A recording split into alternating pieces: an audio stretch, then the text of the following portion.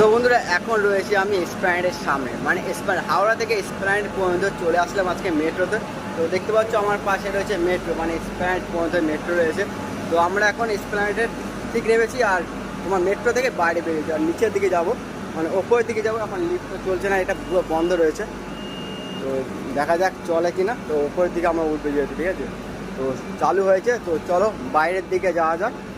আর তোমরা কারা কারা এই এসপ্ল্যানেড পর্যন্ত মানে হাওড়া মেট্রোতে তোমরা যাতায়াত করেছো তাহলে অবশ্যই তোমরা বলবে, ঠিক আছে। হাওড়া যেহেতু মেট্রো তোমরা জানো যে একটা ঐতিহাসিক মেট্রো, মানে ঐতিহাসিক বলতে গেলে গঙ্গার নিচ থেকে প্রথমবার, মানে ইন্ডিয়ার প্রথম কোনো মেট্রো যে গঙ্গার নিচ থেকে যাচ্ছে, ঠিক আছে। তো তোমাদেরকে দেখালাম।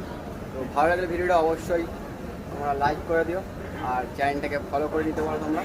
তো আমরা এখন এসপ্ল্যানেডে মেট্রো এসে এসপ্ল্যানেড থেকে বেরিয়ে আবার মেট্রো ধরে বাড়ি।